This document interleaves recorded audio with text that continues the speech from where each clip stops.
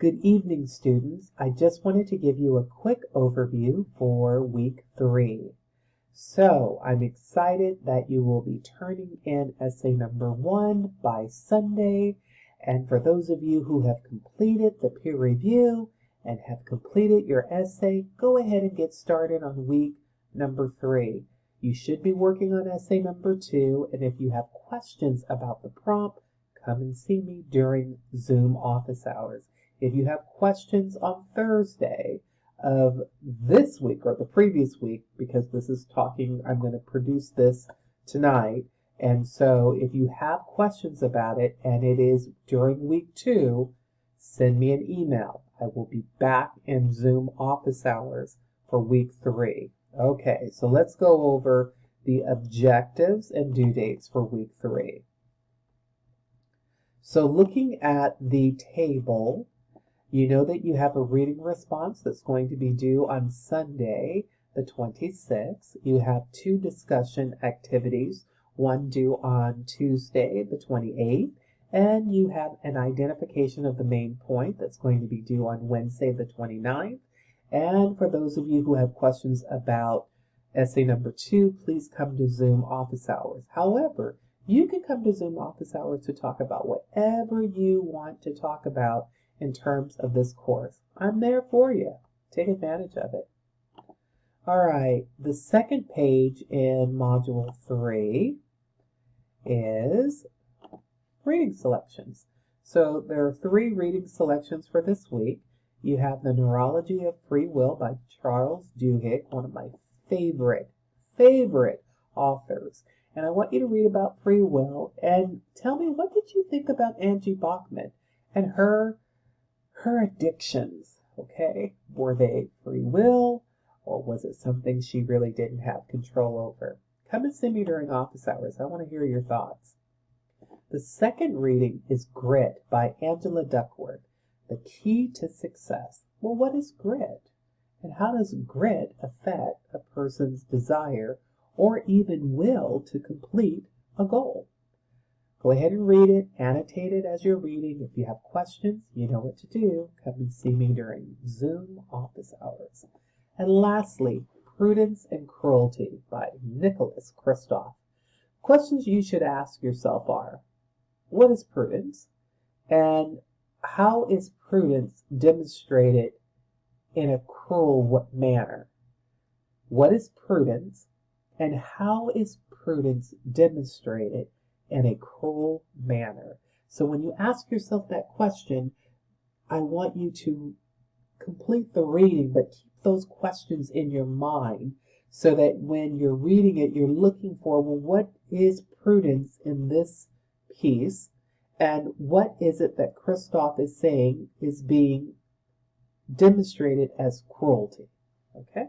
If you have questions about that, you know what to do.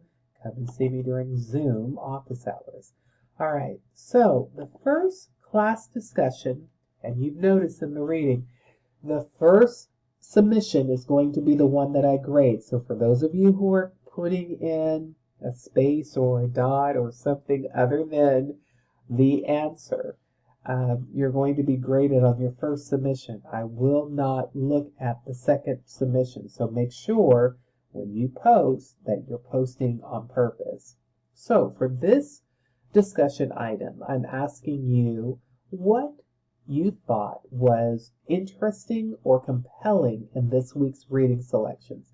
And that's Duhigg, Duckworth, and Kristof. I'm looking for you to complete or compose a 9-sentence paragraph. I would probably use 3 sentences for each author in that paragraph, and tell me what you thought in 3 sentences for each of the authors. Okay? If you have questions, come and see me during office hours. Number 2, in addition, how did this week's reading selections address what people believe about free will, achieving goals, and addressing poverty? Okay? So 6 sentences long for this particular paragraph should be sufficient. If you want to write more, you're certainly welcome to do so. But here is the most important part. I need you to reply to two of your peers' submissions, and I would like for you to write at least 3 sentences to each peer telling me what were your observations of their submission. Did you agree with their points? Not just I agree or I disagree. Tell me how you agreed. Tell me what you disagree. Tell me what you found interesting or compelling. You only have to write at least 3 sentences. Failure to write 3 sentences means that you will not earn full credit for this particular submission. If you have questions, come to Zoom office hours. All right, the last discussion opportunity for this particular week is identifying the correct main point. So it is important for you to make sure that when you identify the main point that Duhigg is making about the neurology of free will, that you put it in the right format. And so this is the format for sentence number 1, format for sentence number 2, and here is an example. Oh, wait a minute, is that Angela Duckworth who's talking about grit? Wait, is that the same Angela Duckworth with the article grit? Why, yes, it is. Huh, Dr. Stovall, is that the main point for grit?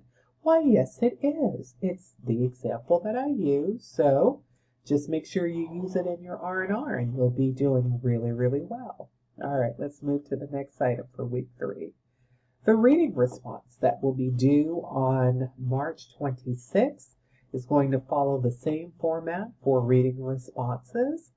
You have the 3 articles right here. Make sure that you have 2 paragraphs that follow this format.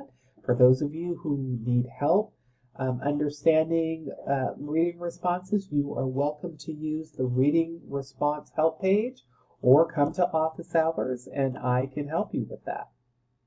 All right, so you have a research paper that's going to be due the first Monday of week 8. Please take your time to read the information that I have here. The prompt is here. The sub-questions to the prompt is here. The essay development is here. And the first 4 articles that you will need to use for this paper are listed here. Please start early on this particular assignment. It is very, very long and you need to start early. It is not an assignment that you can get done in a couple of days. You need to start weeks before it is due. All right? What type of resources do you need to utilize to get it done? Well, I have them right here. So take your time to look at the information I have here in resources. If you have questions, you know what to do. That is come to Zoom office hours and I can help you with that. As always, thank you for being great students. Thank you for engaging in the course and doing your best work every time you submit something. If you have questions, come and see me. As with every week, happy writing. I'll talk to you soon.